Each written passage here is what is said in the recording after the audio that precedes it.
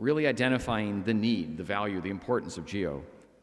So now we have a different challenge here, which is in the business side of the conference, is to talk about, are we prepared to do that? Are we organized for it? Do we have the right workforce, the right processes, the right engagement activities, and how are we to do that right? And what you're going to hear this afternoon is some of the additional analyses, requests we had from the community to look at our structures. Particularly the first one coming up will be an expert advisory group that we empaneled to look at GEOS, the Global Earth Observing System of Systems that was conceived and designed in the early 2000s and has matured and grown and now is in a state as the rest of the world has matured and grown and changed. And is it the right structure for the future?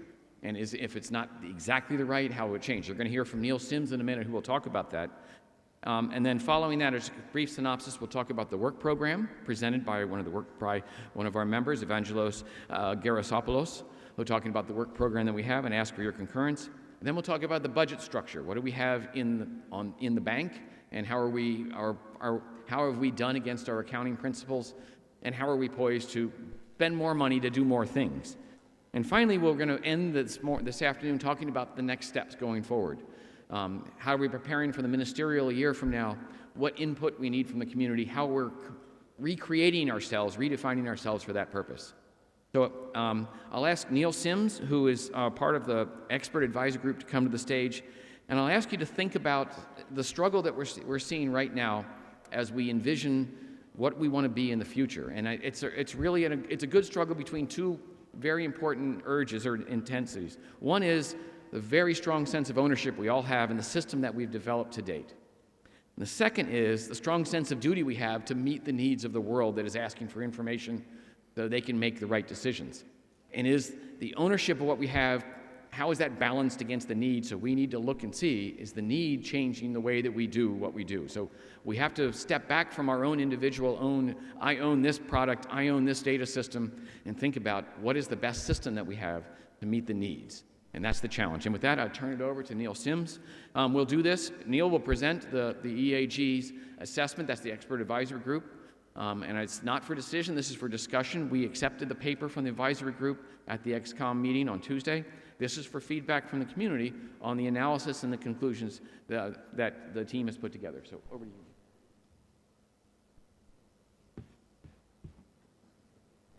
Hello everyone, my name's Neil Sims. I'm from CSIRO in Australia.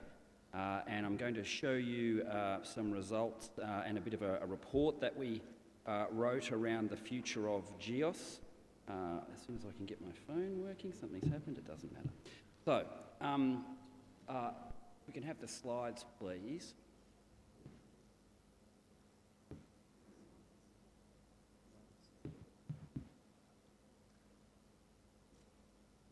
Thank you.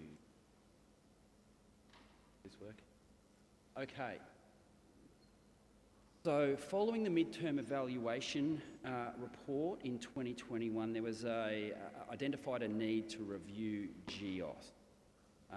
And so the executive committee established an expert advisory group to review these two questions, really whether the concept of GEOS continues to be relevant to GEO, and really a user experience kind of a question around whether it serves well as a provider of geospatial information and accessibility and things like this. And so since March this year, we have had a 26-person expert advisory group.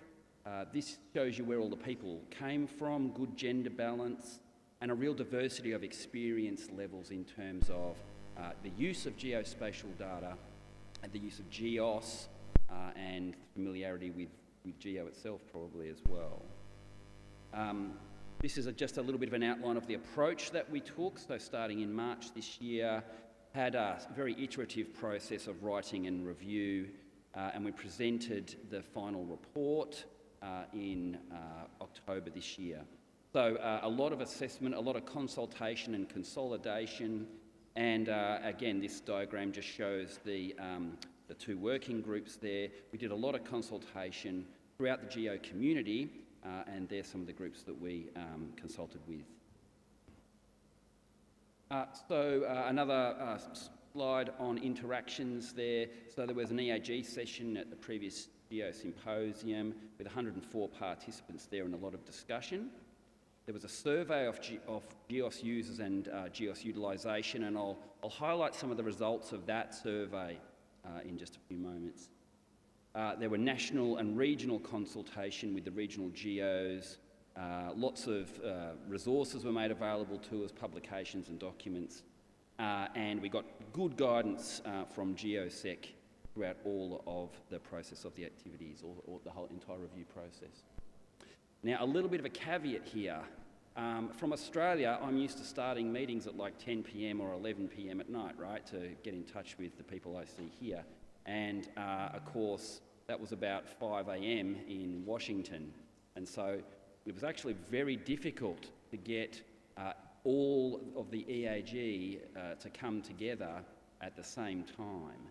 There were also a real diversity of experience levels with the GEOS facilities, and it became very clear very early in this process that there was a great diversity of perspectives on GEOS from within the expert advisory group, and every time we had a review process. So very little consensus on many of the aspects here. Again, we had the two working groups, the infrastructure and the user perspective one. And what we ended up doing was really focusing on the GEOS platform more than other elements of the sort of GEOS infrastructure. So in the survey, there were 22 questions. We sent it out very widely across GEO. We got 155 responses, which is a very small proportion of GEO users, but it's a good number. It gives us enough to identify cohorts within that data set, for example, and pick up some trends and consistencies. There were about 50-50 in terms of low to middle income and high income countries in their responses. And within the 155, we identified 55 people who identified themselves as GEOS users. The responses were about 80% from the public sector, with that distribution there, research and academia, being the highest cohort there. Now, and we had a pretty good distribution across the continents too, so fairly good representation spatially. So I'm going to highlight some of the results I think might be useful for you to understand where we're coming from here. So this question asked, what components of the GEOS infrastructure have you used in your work? GEOS platform was very high there, and none was also quite high. The GEO Knowledge Hub seems to be a fair proportion there as well. So a reasonably wide range of users there. This question pretty much asked very directly, does the GEOS suite of tools bring benefits to the GEO community and beyond? The answer is overwhelmingly yes, the responses were, but 19% is a fair responses of no as well. What are the limiting factors to fully utilise the GEOS platform? The largest responses here are knowledge of the available resources and user-friendliness and lack of tailored filter and search tools, for example. So the user-friendliness element of it and awareness of the products are the two things, are the two main themes there. What should be done to improve and increase utilisation? Of the responses that weren't NA, additional filtering functions and tailored information systems and better communication and more user-friendliness. So there we're thinking about search facilities, things like that, and communication of what is available through GEOS and what those elements can do, what those components can do. Now this question relates to one of three options that I'm going to describe to you in a moment that the EAG sort of landed on. And this is a model I'm fairly familiar with in my activity within GEO in the LDN initiative. And it asks, do you think there is value in having potentially smaller, more targeted subsets of GEOS that are closely attached to the initiatives and activities and the people in those initiatives and activities?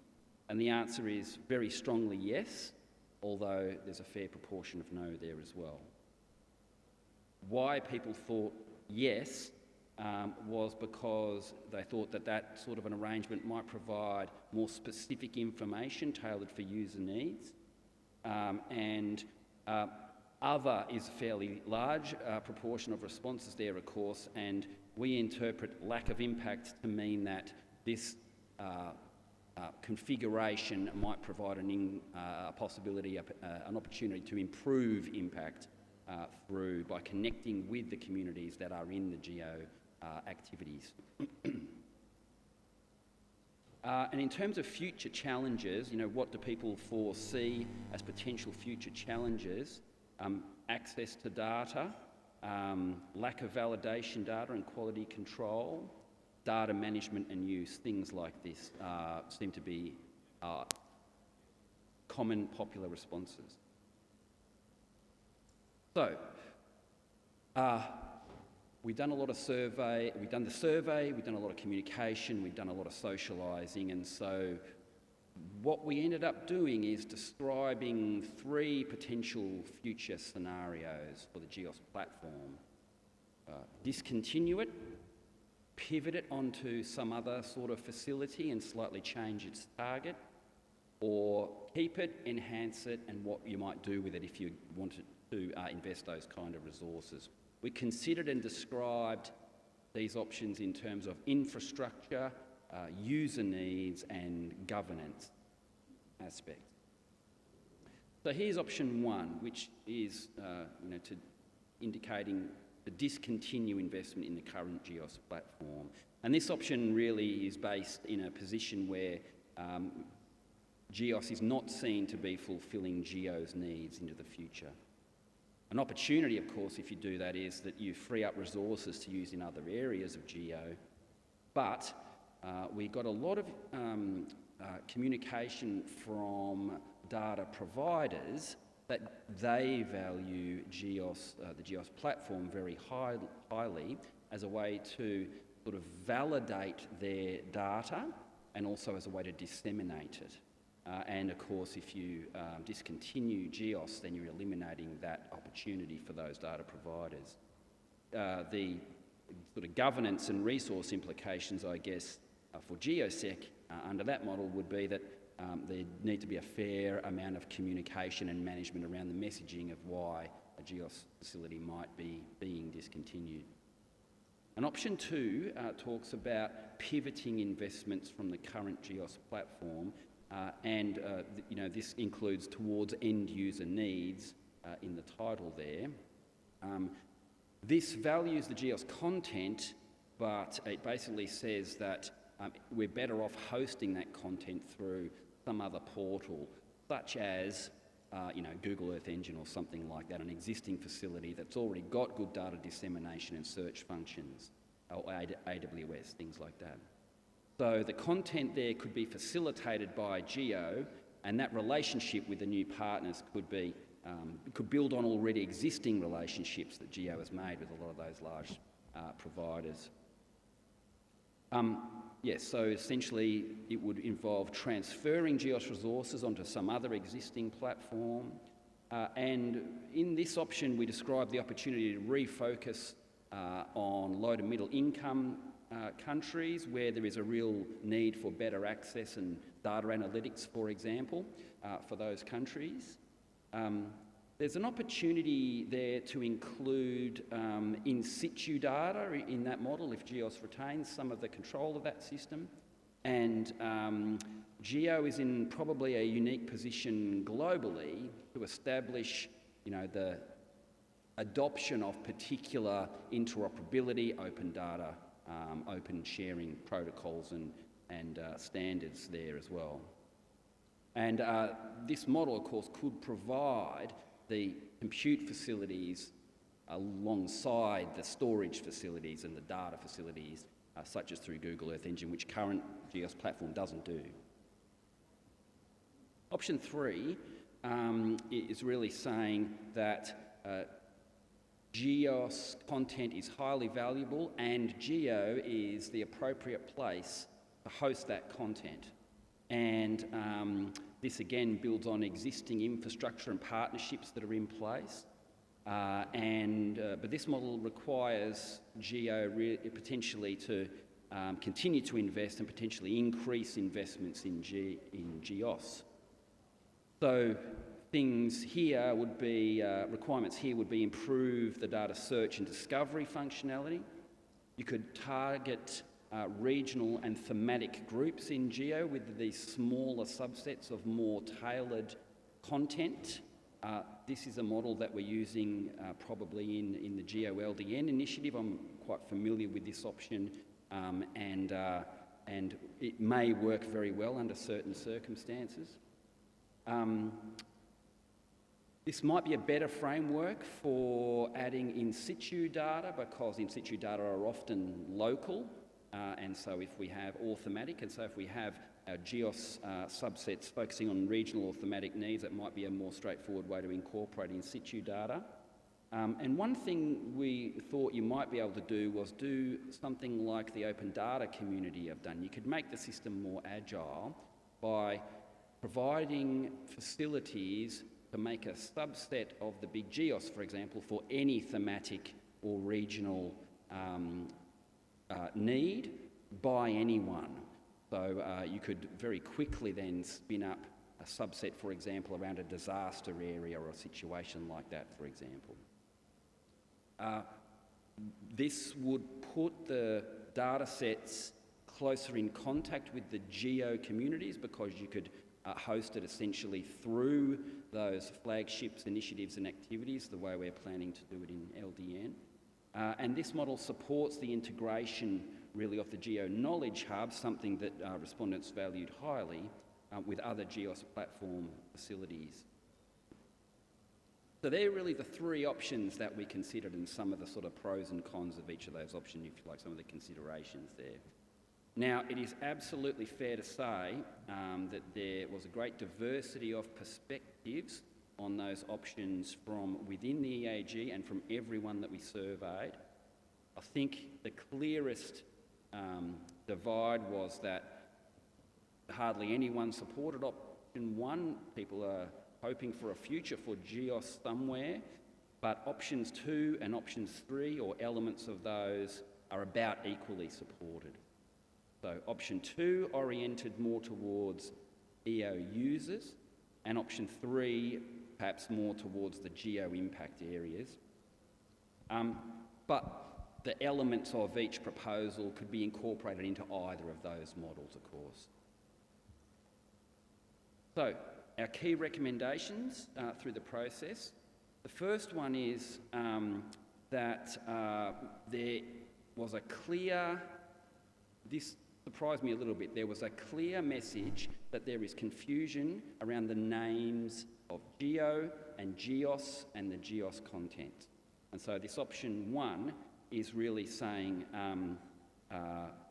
think about the naming of GEOS, maybe to simplify it, to make it more obviously aligned with the GEO system, the GEO group. GEO is in a unique position to establish the adoption of particular metadata, open and industry standards, and that's something you might want to consider. Providing these facilities through to the activities and flagships might increase the impact because you're putting these resources in the hands of the people who are in touch with their stakeholders, which we think is the way that the GEO groups work very well. And certainly there was a need for more socialisation, training and user evaluation for the GEO-supported data infrastructure in future. So the possible next steps here are develop an implementation plan based on the recommendation by the Executive Committee. What that's reflecting there is that we didn't feel comfortable as an EAG, given the great diversity of responses and perspectives, in actually making the level of recommendations that we were requested to in the terms of reference. We didn't think that that was appropriate. There are many other considerations, not just technical ones, when a kind of decision like that is being made. And so essentially this document is, in terms of recommendations, it recommendations things that should be considered when GEO is considering how to move forward with GEOS. The rebranding and the communication of the GEO infrastructure, what's out there and what it does, is something, certainly the rebranding is considered a high priority. Integrating the knowledge hub with the platform and the activities there, we think is something that the GEO Secretariat should consider. And we were often requested in the EAG to provide in-depth sort of cost benefits analysis for the options that we were providing. None of the people in the EAG had that kind of experience. This is probably something that you do with Deloitte or something like that, right? And so we didn't feel qualified to provide that kind of information, but it certainly is something that you would want to do once you've identified that path forward on a couple of options perhaps, to understand those sort of economic and cost implications. So that's all. Thank you very much. So, thank you, Neil. And we're open now for a question and intervention from the floor, or there is a Slido, as we see here, a couple of questions already popping up here. So this is the time for feedback from the community, from the membership on the evaluation that this group has done. And I see, first I see Finland's flag up, so go ahead, Mikko. Thank you. I put it in Slido as well, of course, just to make a good example of how to do things. I think I don't like the first kind of like consider not using the term GEOS at all, because I think GEOS is anyway not something that somehow GEO owns. There is going to be ever a global Earth observation system of systems. So we shouldn't try to say that we control it in any way. And that's, I think, an important point. What the GEOS platform was for and could be still for is something that we try to kind of help this system to be better, because I think we had, for the data sharing principles from the start of GEO, a very good kind of like principle important mission, which is interoperability of these systems, that data flows, that data is open and free. And I think we for sure should never give up on that. And for me, GEOS as a term is just condensing all of this. That's why I would totally neglect that option. If you just ask me, but there's our members, so you can do what you think about that. And that's why I think, and I would want to see more discussion about how and what are the means that we can motivate this world. And I think, because we should still be thinking that observation systems have to somehow better integrate, and especially on an example that I wanted to share in a way that could help to how to shape it. When we have the value chains, or it's actually a value tree of how does a service come to be, how do we help a societal benefit area. This is something where like we should link all kinds of observations into all kinds of modeling systems, and then they go to services, they go from services to these kind of key objectives that society poses to it, and these help on our challenges in the world. I think this chain is, or this tree is clear that we have it, but this is really difficult nowadays to very well picture. And this is because, for example, technically, we have not organized that when an observation goes somewhere, it somehow maybe tracks also where it goes to, so that we can connect these points. So there are these kind of technical, like, things that could help us make a better value tree analysis of the whole system. And that's why I think those kind of, like, new goals we should pick up and put in, and then acknowledge that GEOS is something that is there. And GEO should be an organization that tries to impact of how GEOS develops. Thank you. So Neil, I'll take that as a comment and not specifically a question, okay? Okay. Thank you, Mikko. We have China and then Ghana with their standards up. China, please. Thank you, Chair. We really appreciate Expert Advisory Group on GEOs for your extensive work and for this detailed report. We would like to second Finland and provide several more comments here. Achieving comprehensive, coordinated, and sustained observations of the Earth is our original exploration and the founding mission. It is a goal that we all agreed upon from the very beginning. It is actually a concept for Earth observation resources at the different levels, including observation facilities, data and information systems, knowledge and solutions. So we really need this capability to engage individual data providers, to enable our GEO users, and to empower our collaborators. The landscape of observation community, in particular, GEO users' requirements and the GEO data providers' capabilities have been constantly changing during the last 17 years. So one new challenge that we are facing now is how to accelerate the integration of GEO's platform, GEO's knowledge hub, and all other data systems contributed by our GEO members together to make not only the data information, but the application and the knowledge to be shared easily, smoothly, and reliably. Another related issue is how to fuse this integrated system into the development of GEO, and in particular, the development of new work program elements in the near future, so that this integrated system and all other GEO work elements could be mutually supportive. Besides this, how to effectively promote data sharing for in-situ data through new best practices, new mechanisms, new specifications or standards is highly expected as well. So it is in these contexts that we hope these issues could be further addressed when considering the evolution of GEOs. Thank you. Thank you. Did you want to make a, thank you, China. Any comments in response, or we'll go to Ghana? I can do it at the end. Okay, go ahead. Yep. Did you want? Yes, go ahead, Ghana then, please. Yeah, and sorry. I see Costa Rica has their flag up too. Okay, thank you. Thank you very much, Neil, and to the team for such a hard work. And I know it's not easy because GEO started with GEOs, so it's not easy to validate something you start with and what is the way forward.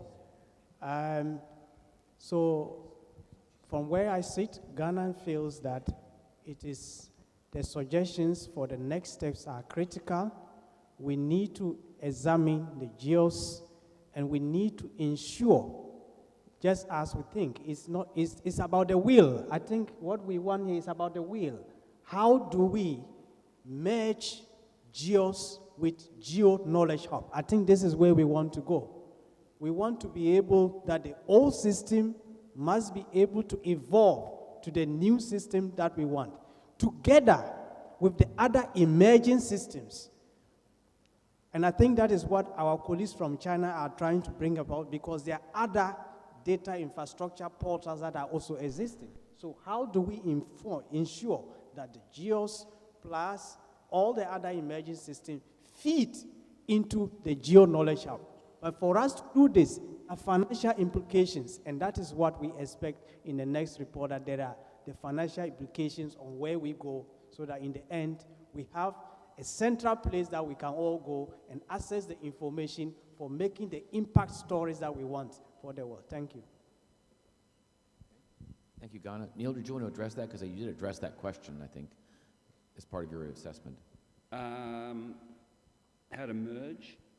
How to, how to evolve and the capacity of the existing system to meet the challenge that was just identified? Look, there's the simple way to do that really is to set standards for sharing the data. And of course, I thank the member for Finland for his comments and the mention of the in situ data. And that's one area, for example, where GEO is in a position to be able to set the standards for adoption of particular standards for particular data sets and applications. Once we do that, then it makes it much easier to share resources amongst the different platforms there. So I think that's about as far as we went in the EAG, because there's a lot of other details to that question as well. But thank you very much, Amos. A good question there. So we're doing the queue here. So we have a call online from Zoom from Switzerland, and then in the sequence of which flags were raised, then we have OGC and then Costa Rica. So if we can switch to the Zoom call from Switzerland, please.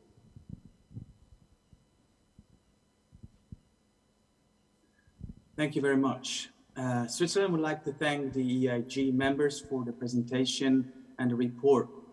The report highlights the importance of GEOS and the need to evolve it. It is clear that GEOS is used and users have an interest in using its various capabilities. However, it is important to further tailor it to the needs of the EU community.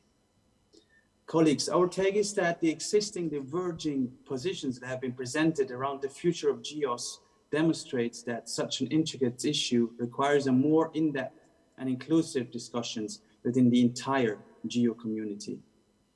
In line with the statement of Finland, Switzerland recognizes the importance of having an open, inclusive, independent and neutral infrastructure supporting the EU community.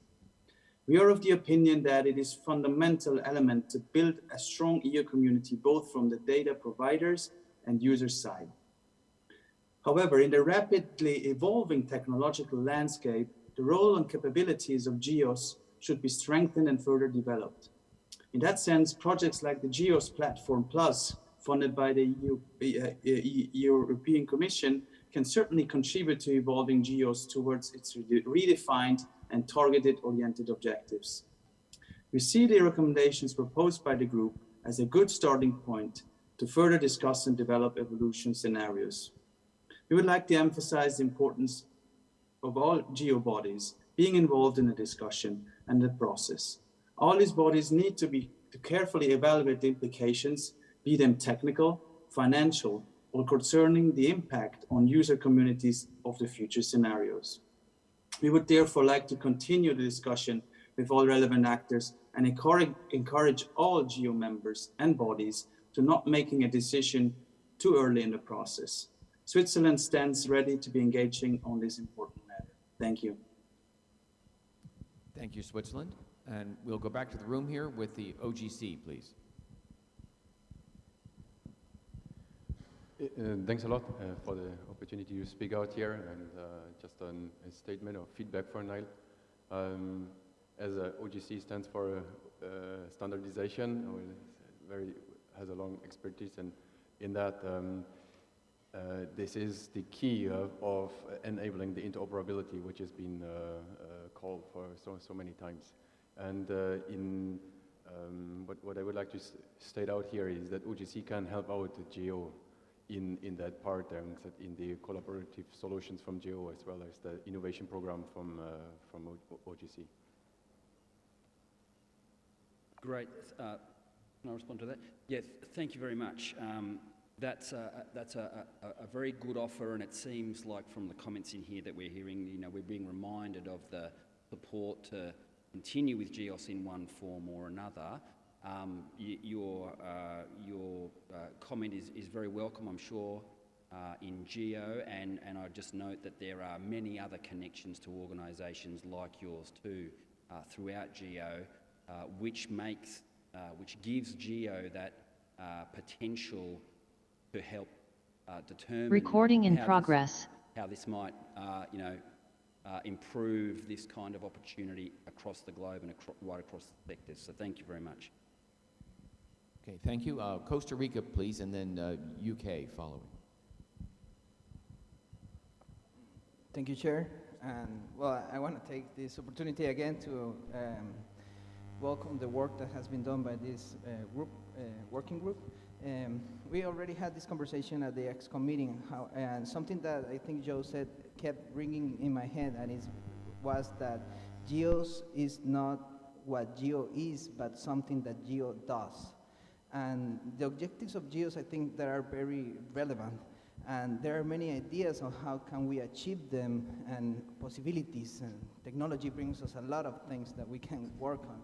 And I just want to say that it's very important that we all take the opportunity to participate in this discussion.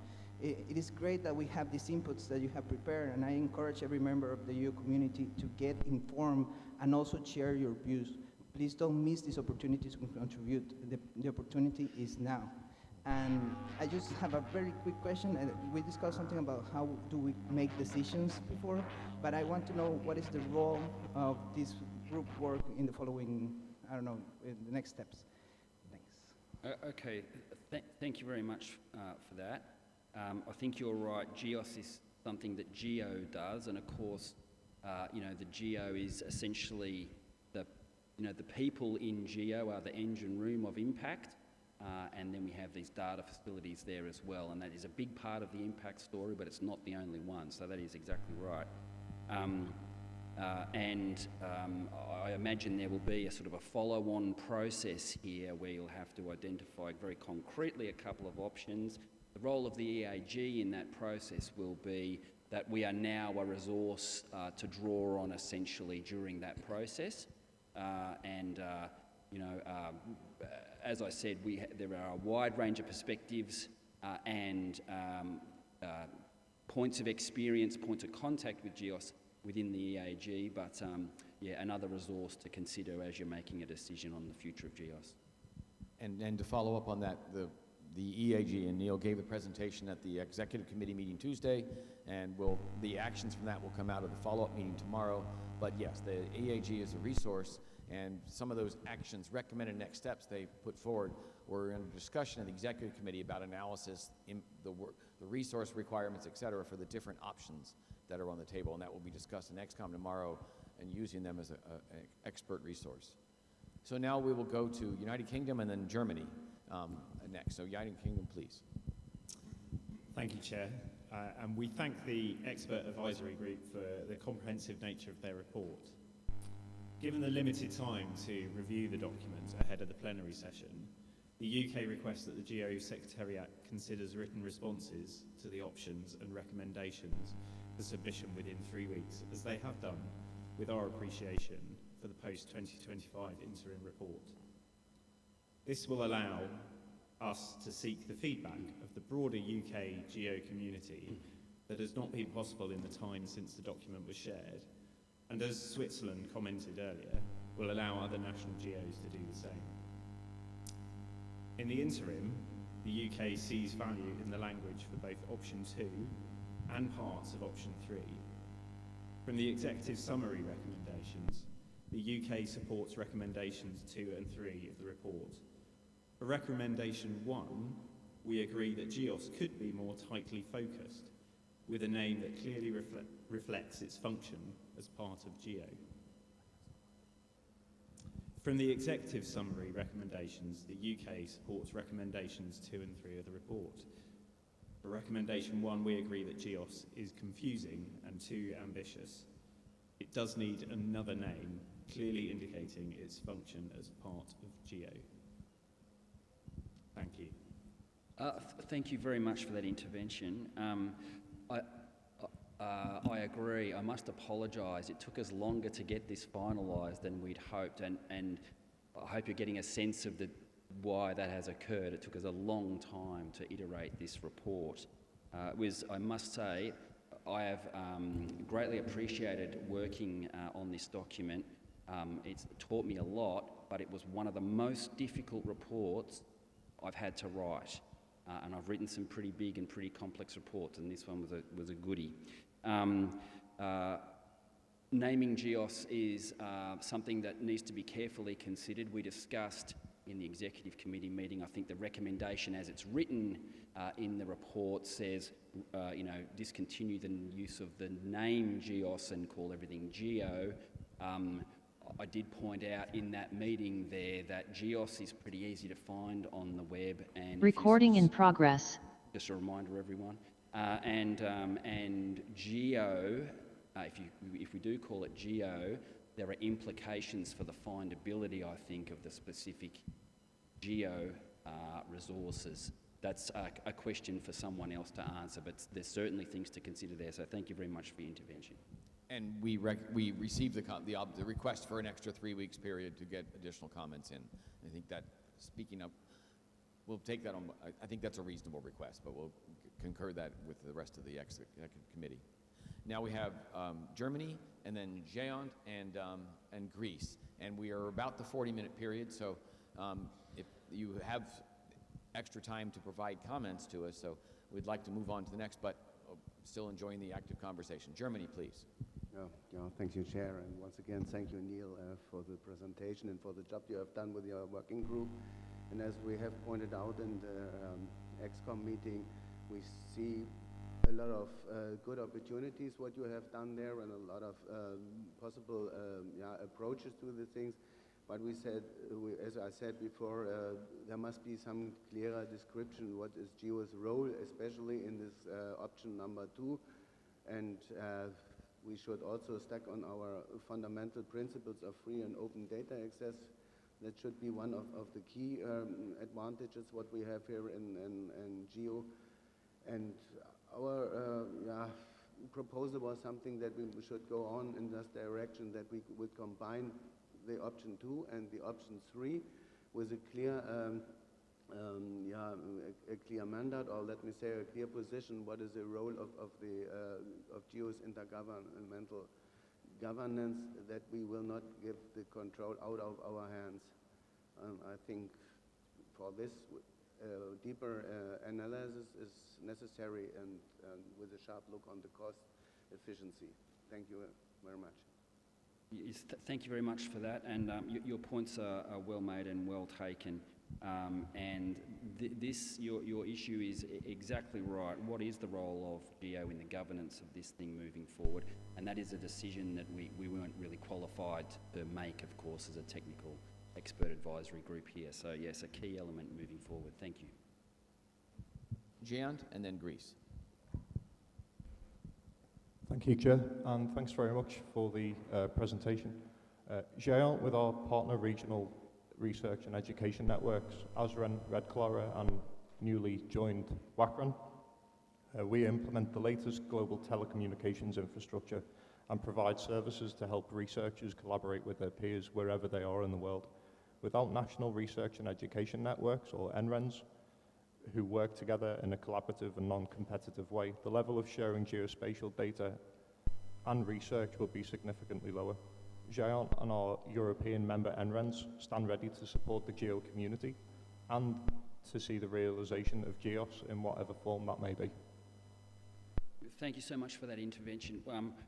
One of the sets of results that I didn't cover from the survey was really pointing to the great value that is seen by the respondents in additional capacity building activities, and I think your offering there aligns very well with a clear need from the respondents that we heard from there. So thank you very much. Thank you. And Greece, please. Thank you, sir. Having the experience of a GEO initiative for capacity building, the GEO Cradle, that we're running for the last 6 years, I should support the regional character of the GEOS platform. It has been proven that the regions, and specifically North Africa, Middle East, Balkans, and Black Sea countries, that are supported by accessing to the data from the GEOS platform through the GEO Cradle initiative and the so-called GEO Cradle Data Hub, has proven that is impactful for the countries. So we do support the idea. I think it is option 2 for keeping on with the regional character of the GEOS platform. Thank you. Thank you very much for that intervention. I just want to make sure I understood you correctly. So you're supporting the regional character of the GEOS platform. Was that your comment? Yes, excellent. That's right. Option 3 kind of identifies the focus in that kind of a regional and thematic areas, and that's something some of us in GEO are implementing. Some of us in the EAG saw great value in that as a way to increase impact because you're connecting closer to the people who are the engine room of impact through GEO and on the land. Again, there was a wide range of perspectives on the continuity of these things, but thank you very much for your intervention. Thank you. And European Commission. Go ahead, Joanna. Thank you very much, Steve, and thank you, Neil, for the presentation of the results of the Expert Advisory Group and the publication of the report in time for this plenary.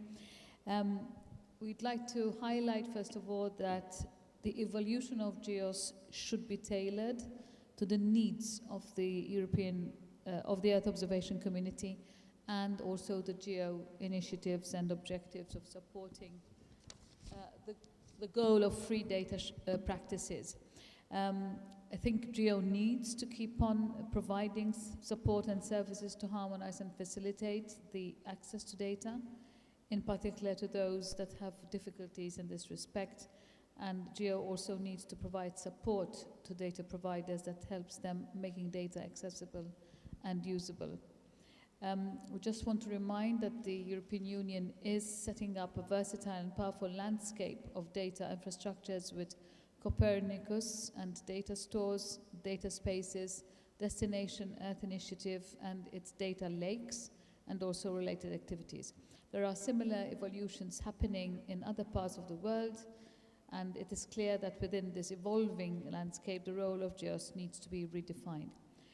We are also I'd like to remind about the European efforts to modernize the existing GEOS infrastructure via the recently launched GEOS Plus, Platform Plus project, and we'd like to emphasize that we are very happy to engage further in discussions with representatives from other regions of the world to adapt and to be familiarized to their needs. We note that the work started under the leadership of the EAG does not stop here. There is still need of additional engagement, additional information, additional assessments in order to refine the scenarios further and also the implications of these scenarios.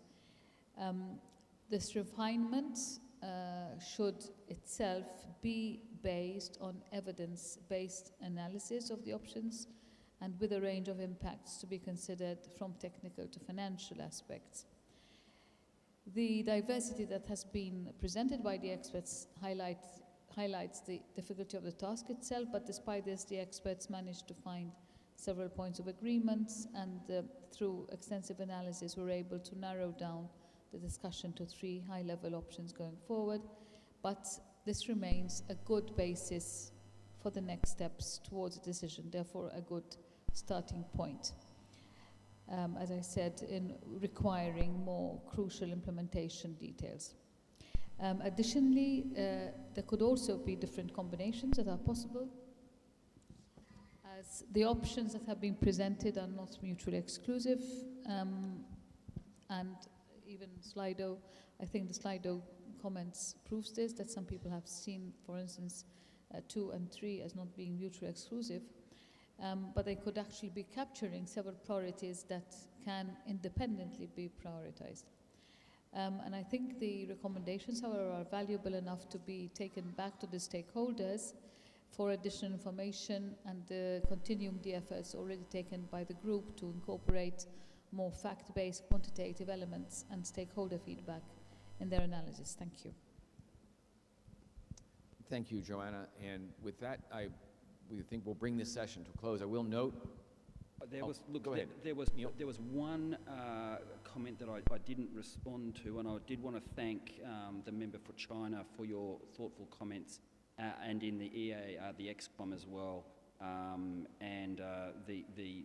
You asked about how to fuse the elements of what GEOS is providing and the data analytics systems, things like that, and how to promote data sharing through GEO.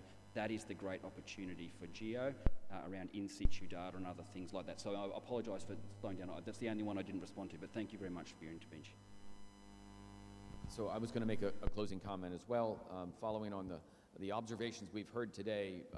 To follow on what our European Commission has just stated, it is fact-based, part of the assessment, and this will be a part of the ongoing discussion we have now, and as we prepare for the ministerial. And we have seen and heard from the community here, and as you identified, the value, what the capability is that we're looking for, including the value of the regionals, the value of additional tailoring, which were highlighted in your team, and are a piece of the analysis that goes forward to what framework we expect for GEOS in the future. And I would note the one highly voted comment in Sligo here is about GEOS being a part of the GEO implementation that was concurred on by the ministerial in 2015. And no, we don't walk away from ministerial commitments blithely or ever. We move forward based on fact-based analysis and information, which is why this is a piece of the content going to the next ministerial as we look to the post-2025 GEO.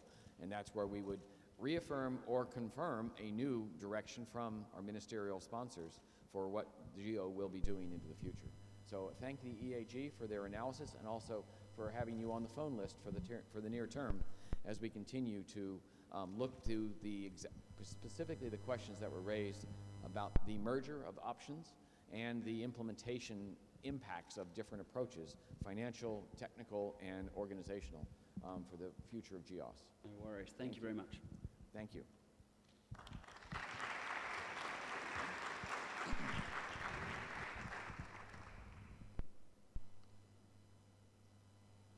Okay, so thank you. And now on to the next part of the agenda, which is the GEO work program, the public face, if you will, of GEO in the communities that we work for. And I would like to ask Evangelos Gerasopoulos to the stage to talk about, to the podium, not the stage exactly, you're not acting, talk about the GEO work program activities.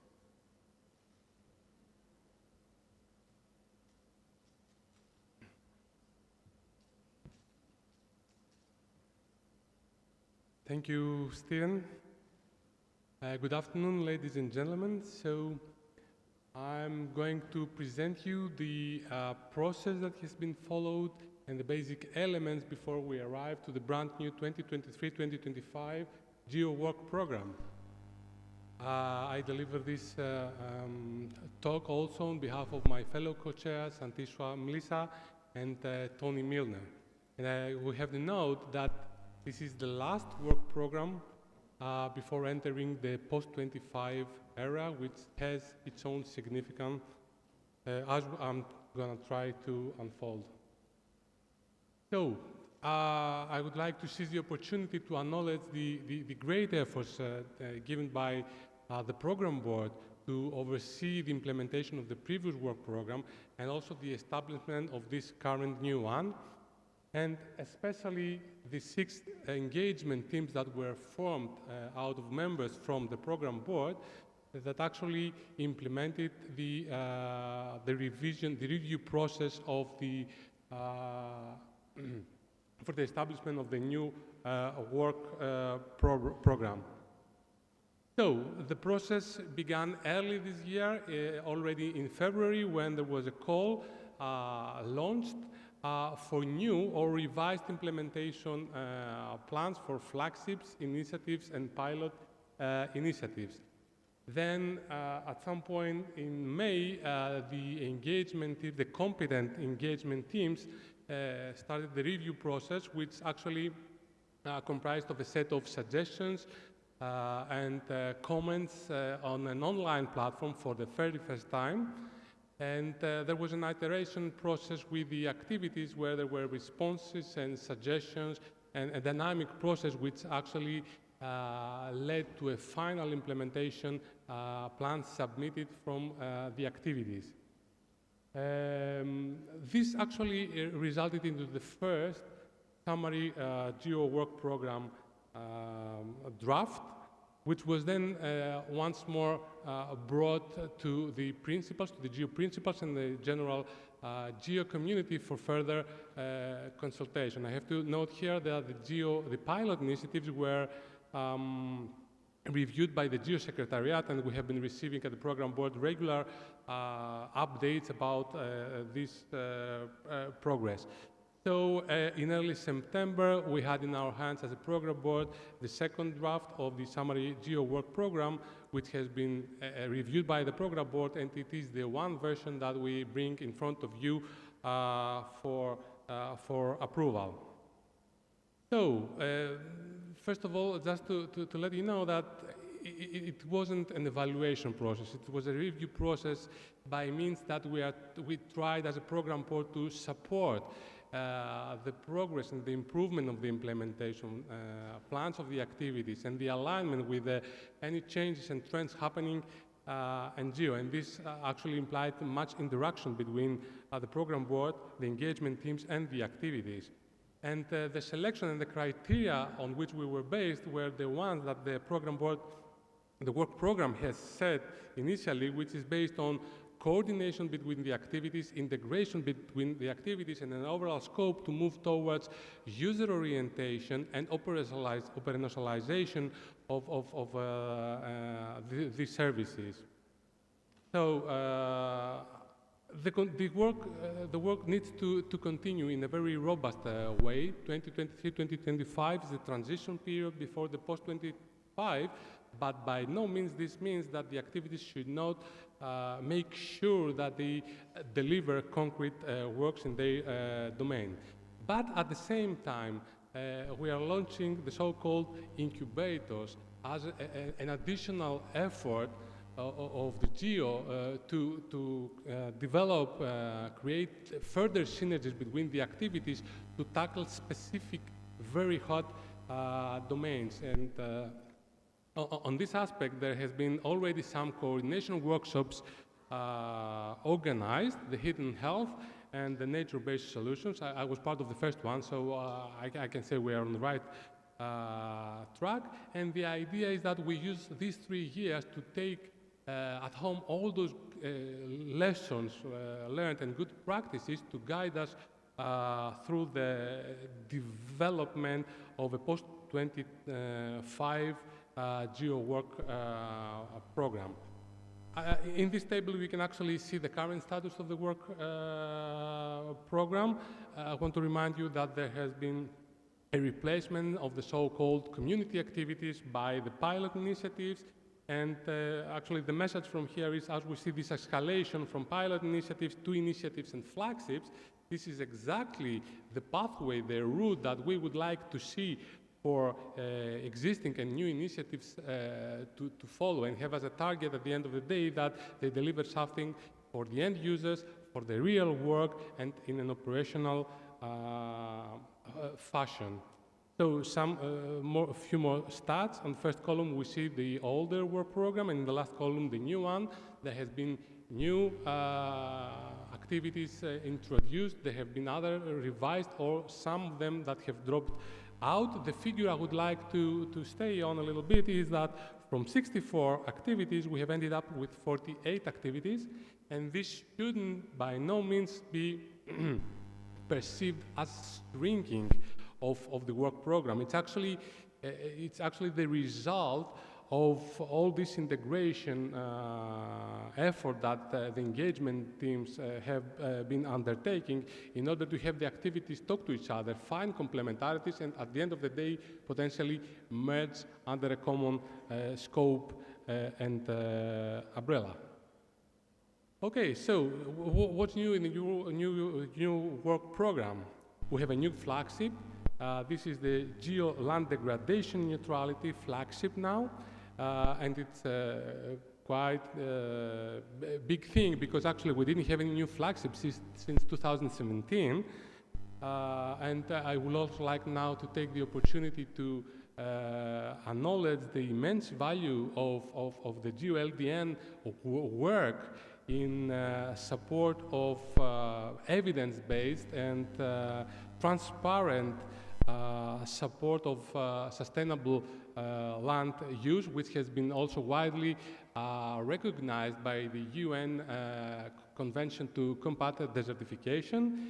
And then we have now Earth observations for disaster risk management, which used to be a community activity and met the criteria to become one of our new initiatives. Well, this map demonstrates the countries that have been contributing to the work, the GEO work program activities from information taken directly from the implementation plan, so as stated by the activities themselves. I think we can recognize, we can see some gray areas on the map, but of course we know that gray can have a lot of shades, a lot of tones, so probably many African countries are already activated through AfriGeo, but this probably also points us out to the fact that after capacity building and training, maybe those countries should also be directly involved in activities or set on their own activities in the GEO work program in the future. But also we have gray areas in the Middle East and in the Balkans, despite great efforts that have been done there, which means that we need to find more means, or maybe the value proposition that we are looking for in order to engage more efficient with them. Also, I would like to use this point to thank all the donors that have been enabling the implementation of our activities, and on behalf of the program board, we would like to encourage them to continue supporting either financially or within kind contribution those activities. And I think it would be very nice also to have some discussion about what it would be needed in this direction also from their own behalf, and what we can do as program board and as GEO community to facilitate this. Now, this is a donut chart with contributing organizations. We see that the great parties are taken up by governmental organizations and intergovernmental organizations, followed by the academia, universities, and research institutes. And then there is a small slice which has to do with NGOs. Which we should probably see a little bit more carefully, especially if we want to pursue the local impact that we are discussing these days here, and also on the commercial sector, among others, if we want to probably think about sustainability options relevant to the solutions offered. And this is the last slide, if I recall well. So these are the individual contributors from GEO members in the different work program activities. I can think of very many ways to interpret this plot, but I will just say that something that nobody would probably argue against. We would like to see more and more members from the different countries be active, and I guess the national mechanisms could play such a role, because as soon as they are enabled to build an ecosystem within the country, then they are probably can be the enablers to link different groups within the country with the different activities, and so at the end we see a little bit more even normalized, balanced distribution of the contributors. So, take-home messages. We are entering a transition period, 2013-2015. This is our new work program. It's going to be a crucial area, not because only for the transition, the preparedness we have to tackle with. The work package activities need to keep on their work in a robust way to prepare themselves for a more to end up with a more competitive, let's say, proposal for the new era that is coming, but at the same time they should be having their ears open, because we are going to be facing new challenges, new trends, new directions coming from the new strategy from GEO, so they need to be also flexible to reflect this in the new implementation plan. So with that, I would like to thank you very much, and I hand it over to Steven.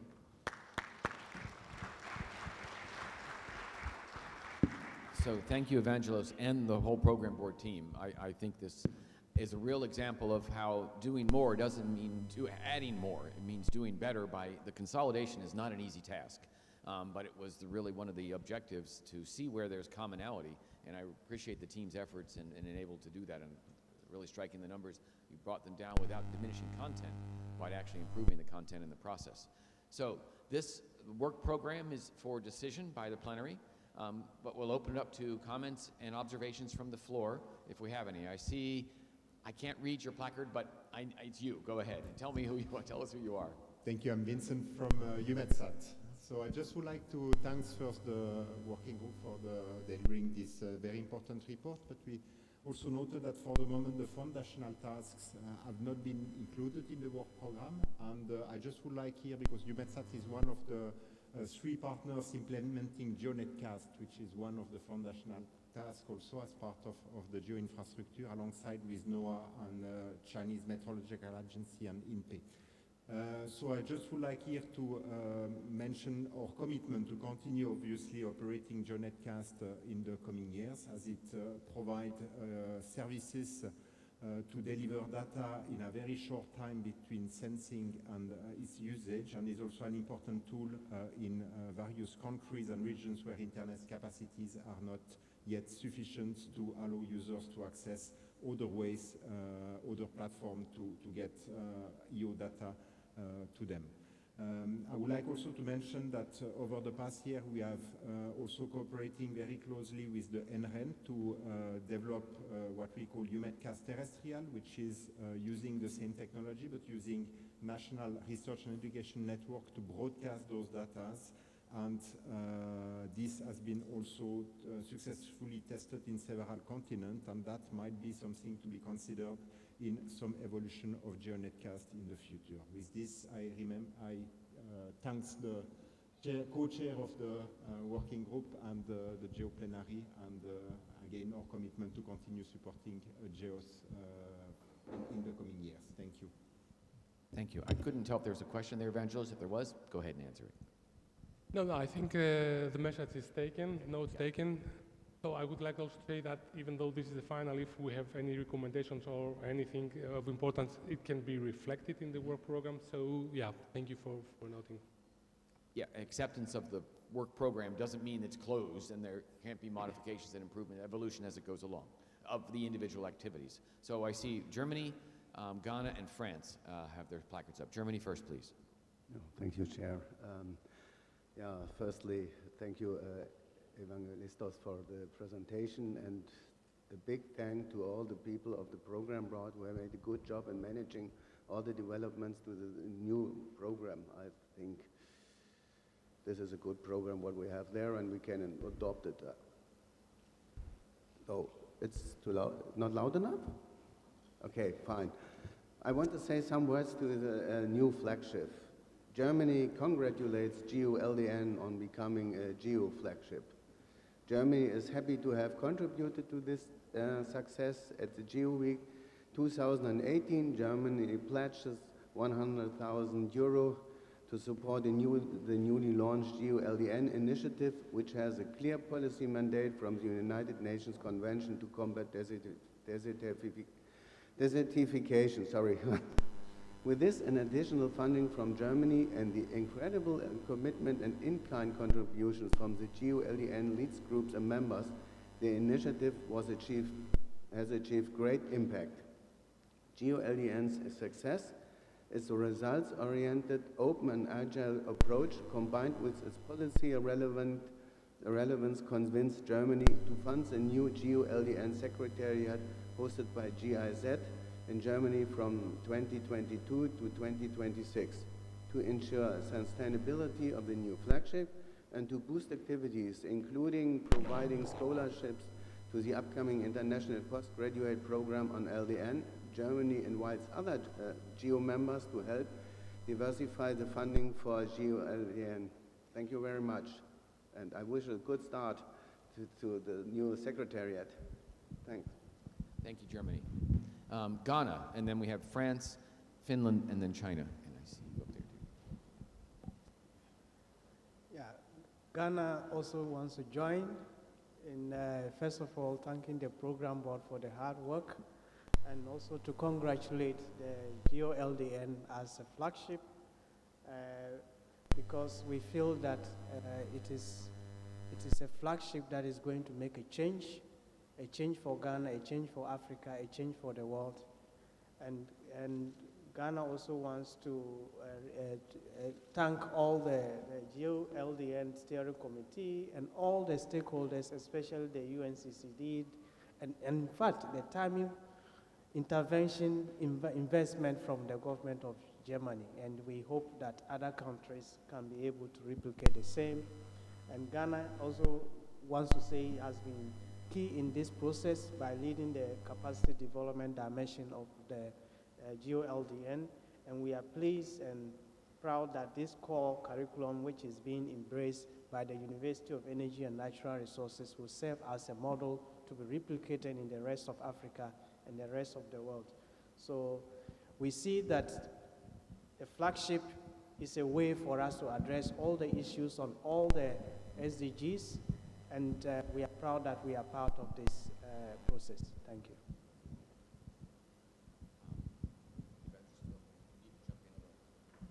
We can move on. France. Yeah. Sorry, France, please, then Finland, China, and I see UNCCD, Senegal as well. Thank you, Chair. So first, we want to thank and congratulate the members of the program board, all the actors of the project, and the GEO Secretariat for their work done. It's a great job. And we congratulate also GEO-18 for its success and the results. And then I have a question. We understand that a significant decrease in the number of activities by almost 30% is the result of a lot of work on your side. But the creativity bottom-up of the program and the contribution of all GEO members seem essential to us. This bottom-up creativity is, in your opinion, the strength of GEO. At this stage, we wonder if it is still easy for new actors to join the program, and what is planned to make sure of it, because it's a matter of inclusiveness, of course. Thank you. Maybe we should take this first, yeah. So, yeah, indeed, as I said, the shrink of the number is not necessarily bad. It's a result of consolidation and deliberations and good discussions on how people could collaborate further. So I think the process is open. It's always open. So any new activities can do their first steps. I know there are already discussions out there, so they don't need to expect the next initiation of the process. They can always enter. And I think this is the way forward, right? Yeah, we are open, inclusive, and 24/7 here. Certainly agree. It's success brings on more partners and more participation. Finland, China, and UNCCD, and I see Senegal as well. And I ask you to be brief, not focus on you, Miko, but just to be brief because we have other topics to get to as well. Yeah, so I will not yet be brief because you only want now the next one. No, I will always be brief. Principally, I think it's a very good thing that this process is moving and changing of how we do the work program. But I'm still seeing that it's way too stuck into ask for people to write all kinds of text, and that to be that the evaluation. I think the goal that we want to have services, we want to have operational services. That's posed to me a very concrete thing that nowadays, if a service isn't on the internet as a web page, it's probably not really a service, at least for a large part. And I would put those kind of things in the future to something to consider more. And then I think that's also interesting that the earthobservations.org site would be more a kind of puts you forward to places where there are the services of these GEO actions. So that's all I have. And obviously, like, good thing that we have this, and next time we need more initiatives. Thank you. Good. So if I may follow up on this, actually, we fully agree with you. I think the new process that has been initiated has really facilitated quick, response and interaction of ideas between the engagement teams and with the activities, which was good and positive. And we have to keep in mind that at some point, even the GEO's website, we need to give access to information of who is doing what. So it is important at least to have some implementation plan with timelines, with milestones, so we can follow up the progress. But I agree with you that at the end of the day, it is the tools and the products and the services, but again, these implementation plans are not written on stone. It's a dynamic process. At any time, they can be updated, and all this information about the products, the websites where services are promoted can be there. And also, we are also asking about the impacts they are having, evidence of impacts of the, implementation of all these activities in the different regions. So, yeah, there can be things to improve, but I think we are on the right track. And 2 points is that we always welcome additional contributions to the work, to the GEO Secretariat and to the work program, either personnel or cash, so that they can do more engineering services, systems engineering analysis. So always welcome. China, UNCCD, and then we'd like to close it with Senegal, please, as we move on. Thank you, Chair. We congratulate all these GWP elements. We would like to thank all the GEO members who have provided their work program proposal, though have not been approved at this time. We also would like to thank the coordinating GEO secretaries for their tremendous efforts in building this brand new work program, which actually builds a concrete bridge to the near future. We know that about half of these program elements involve Chinese experts.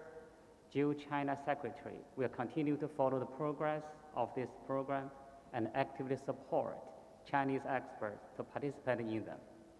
China will also collaborate with all other AOGEO members to make greater contribution to the international GEO community. And at the same time, we call for attention on the voices of developing countries and on the needs of end users when carrying out these projects, so that we could focus on local impacts when addressing global problems. Thank you. Thank you, China. UNCCD, and then Senegal.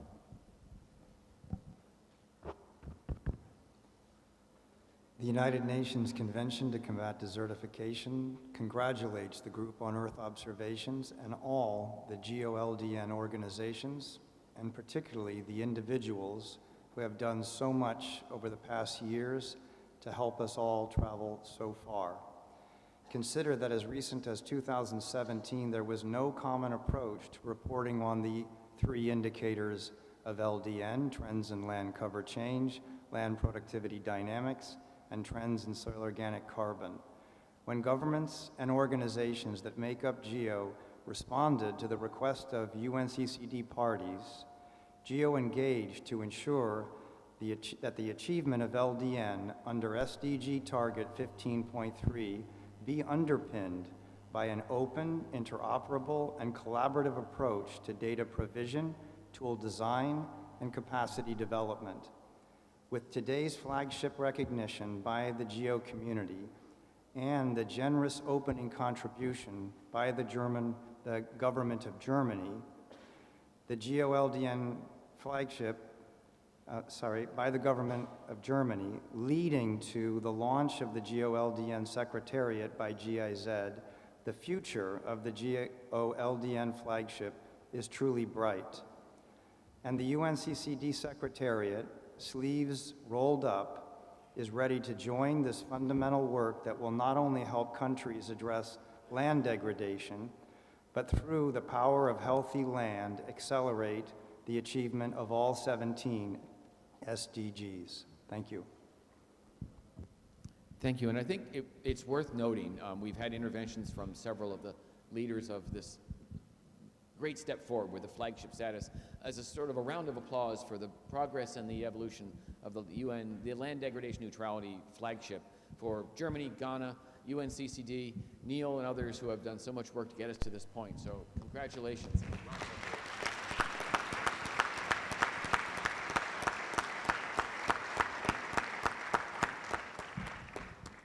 And so, hard to follow that, Senegal, but please go ahead. Thank you very much. Senegal expresses its appreciation for the GEO Work Program 2023-2025. Senegal supports the priority teams. We recognize that 2022 is a year for essential transition for GEO. It's an opportunity for people to understand exactly what GEO currently offers and potentially will offer. For example, the new flagship GEO-LDN activities should bring skills to do the right thing at the right place and at the right scale. To keep land in balance.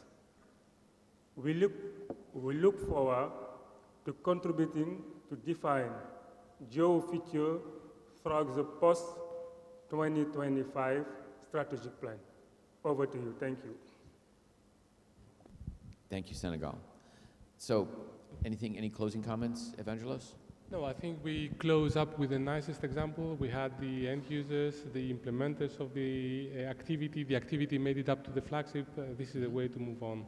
Thank you. Yep. And I will note there was a question in the Slido about the foundational tasks. We have not forgotten those. They are part of the work program, the program board's analysis along with the GEO Secretariat on how to address those in the coming year. Yeah, absolutely. There has been a rearrangement, if I'm not wrong. Yeah. Next year. Oh, okay. This is going to be for next year. Yeah. Okay. Good. So, thank you for the program board, Evangelos, and for the excellent work product of GEO. So now we get to, thank you.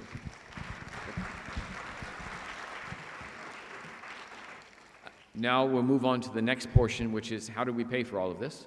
And that would be, we have a online from Brian Cover from the WMO Finance. There are two steps in this. One is an audit we do annually on how GEO is handling its books and how its finances look. So we'll turn it over to Brian Conover from the WMO, who will give us a synopsis of the annual audit, and then we'll move to our own financial discussion from the Budget Committee. So can we turn it on to Brian, who I believe is online?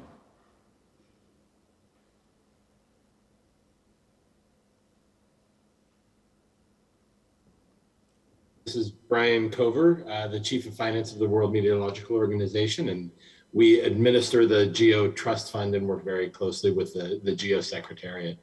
I have a very summarized presentation to give you on the 2021 financial statement and the results of the audit for 2021. So if I could get the slides put up, please, I'd appreciate it.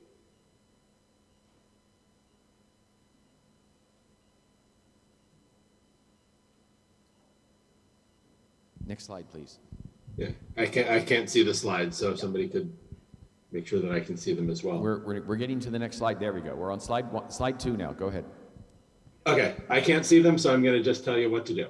We're going to go through just the highlights rather than see the numbers themselves. The numbers are in the financial report and financial statements that you have already. So I'm going to go through the highlights just to save some time. The big issues were the COVID-19 pandemic. Had obviously a big significant impact in 2020 and 2021. In 2020, it was obviously a significant impact on the activities and primarily related to travel and meetings. In 2021, travel expenditures remained low as expected, but we did see an increase in meetings, primarily those regional meetings that were able to be supported through implementing partners. We are expecting and seeing travel expenditures for 2022 to increase overall. And so we are expecting overall expenditures to increase during the whole of 2022. If I can go to the next slide, please. So on the next slide, we'll talk about the annual net surplus. So what does that mean? That's the how much we brought in as compared to how much went out during the year. So the annual net surplus in 2020 was about 500,000 Swiss franc, and it was primarily driven by the contribution revenue and limitations on expenditure. In 2021, that number grew to actually We over are a not million seeing Swiss any franc. slides anymore here. Oh, I can't see any slides either, so I didn't know that. Do you have the slides up, Secretariat? Keep talking, but don't leave the slide. We're trying to correct the visual difficulties here in the conference. Okay, great. I'll speak they're slowly up fine then. now, Brian. Go ahead. Okay, if we're on slide 4 or 3, we should be, where it's annual net surplus. We saw increases in the contribution revenue up to 5.3 million in 2021, an increase of about 1.2 million, which is great to see. We obviously, as you're about to speak and what you've been speaking about over the last couple of days on the importance and the program of GEO, those contributions should probably increase to the extent possible. Overall, also, the next one on the financial situation of GEO, good news that GEO was in a very strong financial situation in 2020 and continues to be in a very strong financial position through 2021, with net assets, meaning what you have, what GEO has versus what GEO owes, is over 4 million. And that increase was driven primarily by the annual net surplus. So if we go to the next slide, so it starts with GEO funds held by WMO. There's a significant amount of funds that are actually on hand for GEO. WMO holds them on GEO's Sorry, behalf. hold one moment, Brian. We were on the conclusion slide. Should we go back one? Back one. Yeah, back one. All right, you're up. Go ahead. Okay. And those funds are sufficient to cover the employee. Oh, there we go. Now I can see it. Are sufficient to cover the employee benefit liabilities and the remaining current liabilities, as well as some of the operating expenses during the year. So it's a good, healthy place to be from a funding perspective. And then one of the key points here, the external auditor's report. So the external auditor looked at the financial systems and processes and looked at some transactions and issued an unqualified or clean audit opinion. So that's a positive news. So if you go to the final slide, the conclusion slide, just the takeaway is that GEO is in a strong financial position and it's ready to implement the approved program of work. And even with coming out of the COVID-19 pandemic limitations. So that's a very, very good news. There are significant funds available for implementation, and those have actually started increasing during 2022.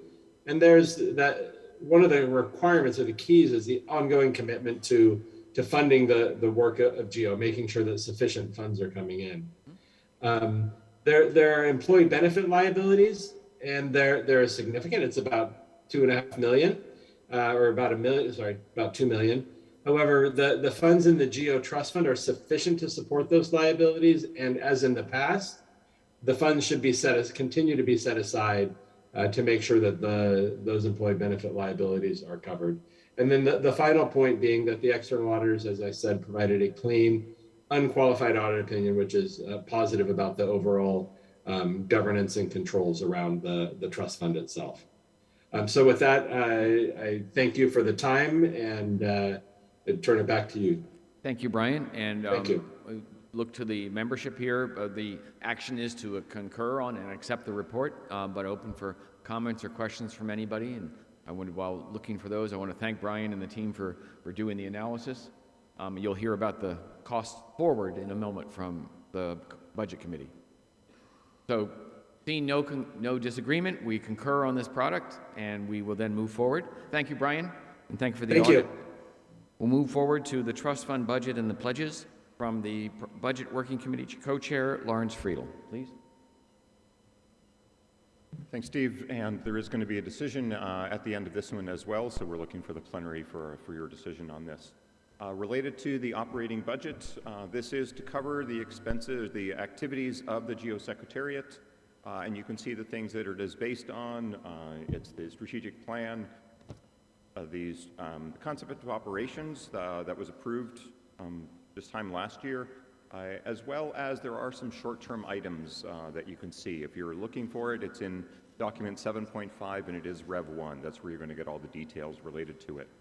This is a quick summary. You can sort of see from the asset standpoint, it's 8.9 million Swiss francs, and the planned expenses for 2023 are 6.9.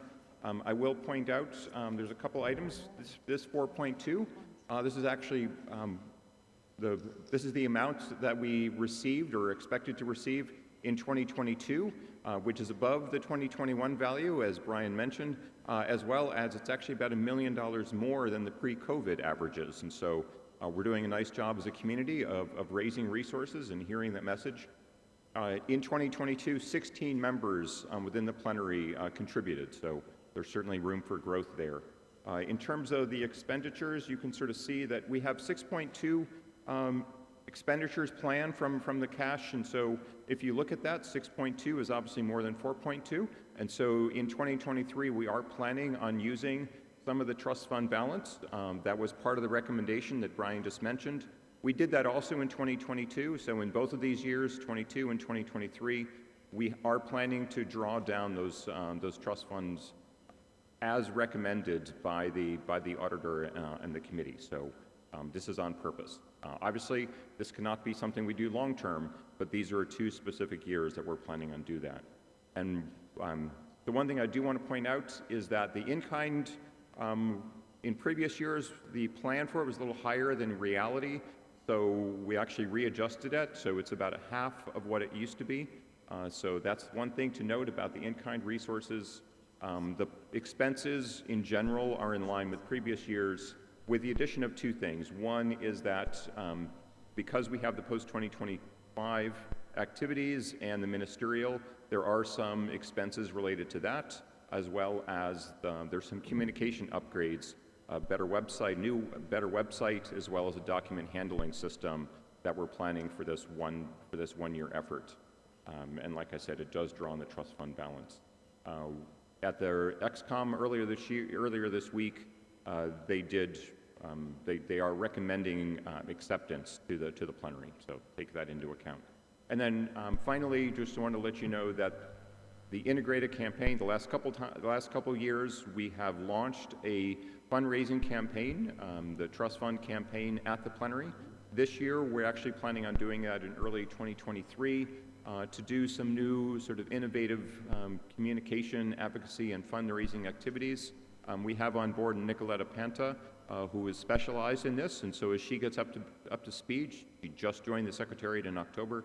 As she gets up to speed, that's going to be part of what we're working with her on in terms of developing a new trust fund campaign. So, with that, I'll turn back to you, Chair, to ask plenary. So this is the decision for approval by the plenary and by the membership for the budget for 2023. Do we have concurrence from the community? Yes, we do. Thank you. Thank you. China, your banner is up. Please, go ahead. Thank you, Chair. China agreed to this GEO-Secretary Trust Fund budget. We will continue to contribute to it and actively participate in various resource mobilization activities. And in addition to cash contribution, we have established a dedicated domestic GEO fund program to support Chinese teams to participate in GEO work program. And besides that, we will make further in-kind contribution through secondments of professional staffs to support the GEO-Secretary team if needed. Thank you. China, any other interventions or from the floor? Okay, thank you. Thank you, Lawrence, and the budget team for the work on that, for your efforts here. The next, go ahead.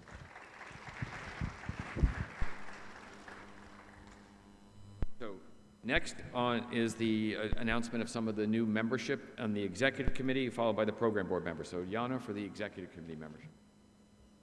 This is going to be super quick. No slide, okay, no slide. So thank you to all of our regional caucuses who have provided us the nominations for, or designated members for the next year's executive committee membership. For Africa, members of the XCOM next year will be Nigeria, replacing Ghana, Senegal, South Africa. South Africa is the co-chair. From the Americas, Costa Rica, Peru, and the United States will continue. Asia, Oceania, Australia, China, Japan, Republic of Korea will continue. Europe, some changes. The European Commission, Spain, and then we welcome France and Italy back on the ExCom. And CIS remains as before. So with this, we very much thank Ghana, Germany, and Greece for your service on the executive committee. We welcome the new members. Tomorrow, however, we ask the outgoing and the incoming ExCom members to sacrifice the trip to the mangrove site, and please join us for morning session of the ExCom.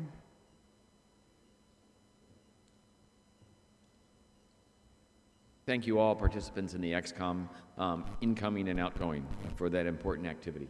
The next one will be the program board activity, program board memberships, and we'll ask Wenbo Chu to go ahead and present the new slate.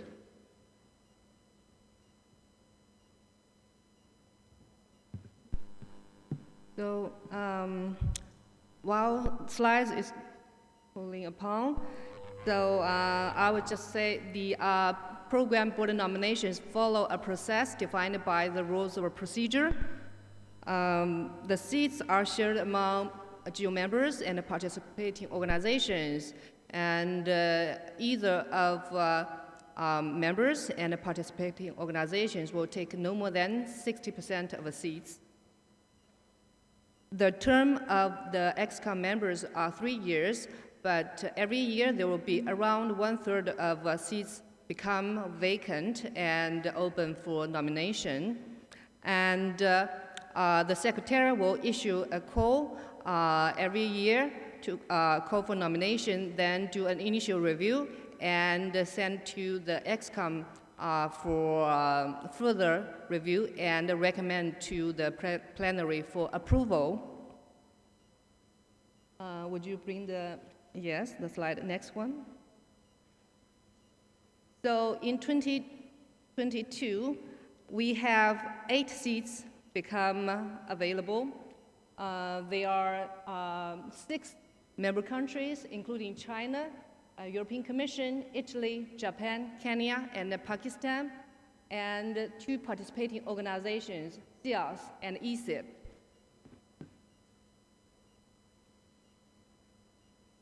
And we received 8 nominations from 4 member countries, including Cambodia, China, European Commission, and Japan, and from 4 participating organizations, African Climate Change Research Center, ACCREC, and CBD, CIS, and ESIP.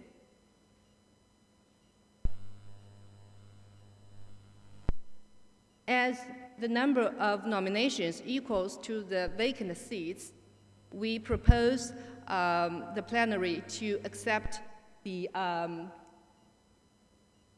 32 PB members as it is now displayed on the screen.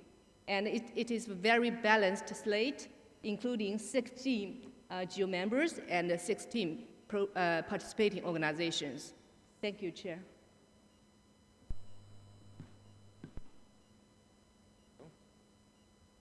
So we have one more action before the coffee break, which we're running a little bit behind, but this is an important one.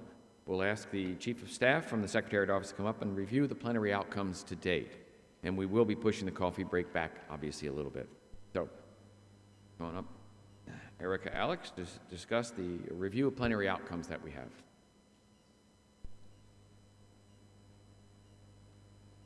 Good afternoon, everyone. I do not want to be between you and a coffee break, so I will endeavor to be brief. I'm reporting out on the outcomes of the plenary sessions, most of which have been shown at the end of each of our sessions. I have no intent of reading all of the words that are on the slides. Hopefully you've read them already. Instead, I'll just try and highlight a couple of key items just to remind us of the tone of the sessions. And of course, the Secretariat will issue a more complete draft report for review and comment. So let's go next slide. So just a reminder on the opening session where we had a moving keynote address from Ghana Vice President Dr. Mahamudu Bawumia, sorry, I did not practice that, and Karen Dash's words as the voice of the youth to inspire our plenary as we went forward for the following days. We heard reports from the co-chairs. We had our call to action from our Secretariat Director, and we welcomed new members. Next slide, please. In the theme of the global action for local impact, we had our second session on operational services in Africa and a conversation mostly centered around collaboration in Digital Earth Africa. I don't want to really read this too much, though. I just let it sit up there, and we'll go to the next slide so we can, oh, sorry. And then these were the action points out of that session. Again, collaboration, cooperation, engagement with local communities. Next slide. In session 3, we talked about Earth observations for nature-based solutions. There was a lot of consensus that GEO is uniquely placed to play a role in this. I think that was a common theme through many sessions. Next slide. In the actions, we have some actions that are, again, kind of similar, talking about partnerships, looking for funding and support, and advocacy for these types of solutions for communities. Road to GEO post-2025. That was an interesting session. Got a lot of input. Not going to summarize it here. But I think that the main message is that everyone here is very invested in what GEO looks like in this post-2025 world. Lots of opinions, lots of feedback, and more to come. Okay, and these are this morning's sessions, so I don't see, shouldn't go through them too deeply. Just reminding us that we had talked about national adaptation plans this morning and how GEO can play a role and influence those natural adaptation plans. Next slide.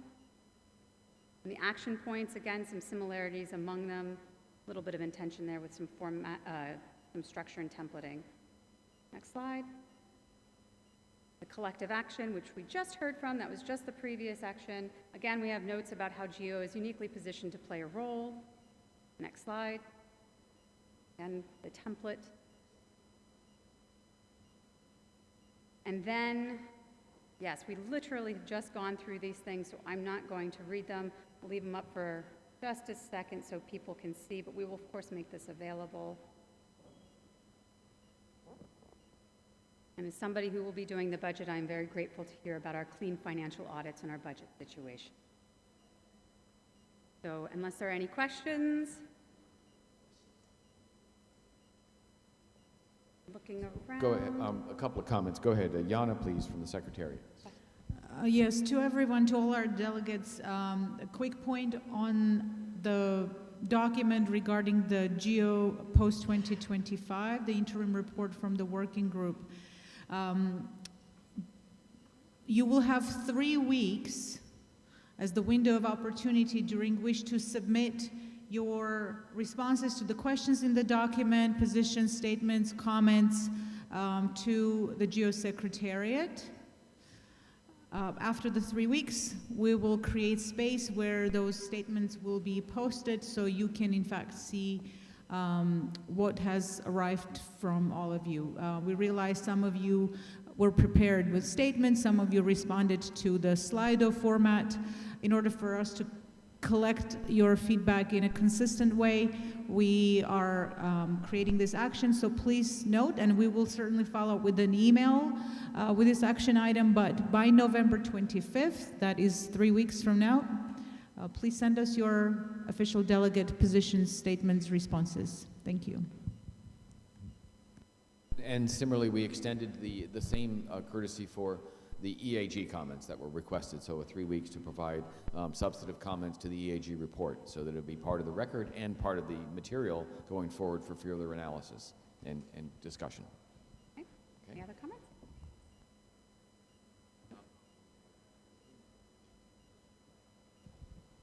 Just wanted to ask, so Jana, do we have to redo our Slido comments or do you pick them up from there? I know that many of them were anonymous, but at least some Mikko Strandos were pretty clear, so put them into the Finland basket, please.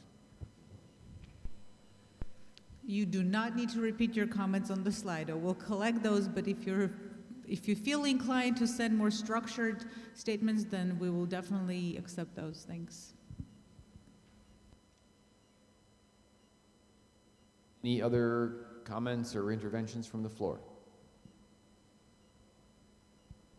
Seeing none, we'll convene for a coffee break, and I ask we're a little past schedule, so instead of coming back at, we'll give 20 minutes for the coffee break, so everybody back here at 16:20, please.